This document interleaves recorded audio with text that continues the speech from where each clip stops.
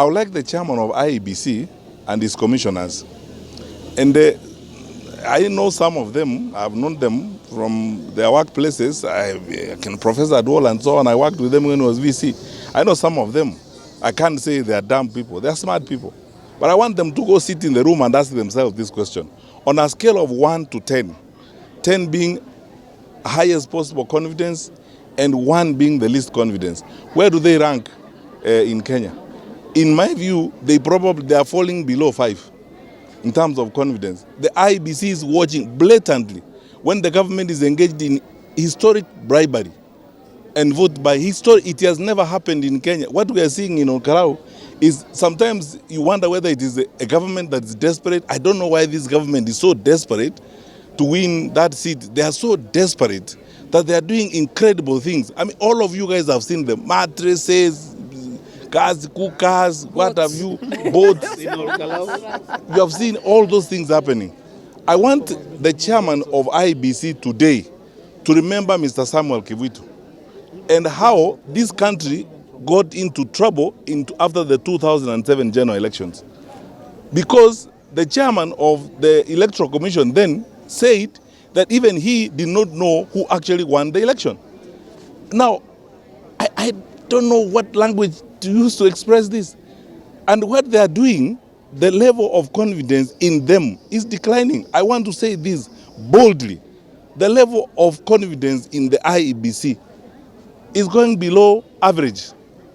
They're watching those things happening. And then the chairman comes to a press conference and speaks sheepishly, as though he doesn't have powers to do. So, anangojea filimbi ya nani to act. He's waiting for who? Sasa kazi yake ni kupata orders from the executive branch of government. Have you seen that level of abuse of the law? And it's as if actually the commission is insubordinate to the office of the president and to the executive branch of government. Now the chairman of IEBC has insubordinated himself to the president and to the government, when in actual fact he's the one who's going to moderate the electoral process through which the president has to renew his mandate or lose it. So what confidence can Kenyans have that we are going to have a free and fair election with that kind of IEBC? They are walking Kenya to a crisis themselves, broad daylight. They're walking the country to a crisis. Because if they don't manage the election, if what they are doing in Olkalau is what they are going to do during the general elections, God forbid. I mean, how? What is going on? Cabinet ministers, senior government officials, executive branch officials, principal secretaries, civil servants, blatantly engaged in a campaign in a manner that shows that they are totally untouchable. I mean, surely, IEBC could even do as much as a warning letter. The chairman is speaking at the press conference sheepishly, as if he is supposed to be reporting to the president. I love my country, and I believe all my colleagues in politics love the country. We love our country. We'll get there. I'm telling you. Trust me. I've sat in some of these meetings with these guys. We've talked, occasionally we would have disagreement. That's exactly what is supposed to happen in a democracy. You would be very worried, actually, if we all walked into a house and came out and announced you this. You would be so worried. The United Opposition is not a seminary where somebody conducts a service and we are all supposed to be crazy. There is a pope. It doesn't happen. It's not a seminary. It's a place where we go with perspectives. We have ideas. Everybody has perspective. We want this to be done. That's what we are talking about. A formula, sitting down, a retreat, engagement. We may even need to consult more, consult others who are not even part of the team. Ni kujenga, my friend. Tunajenga nyumba. Inachukua muda.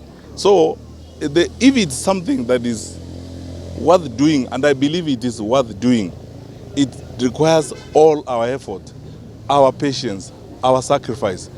To bebeane misigo, we carry each other's burdens. That's how we are going to get there. How did we get independence in this country?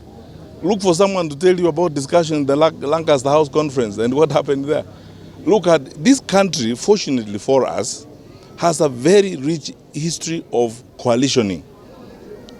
How Kadu and Kanu came together to form government, how the Lancaster House Conference was conducted, how opposition parties came together in 2002 to support President Mwai Kibaki. This country has a rich history of coalitioning. We will talk, we will argue, we will have different perspectives, but we will get there.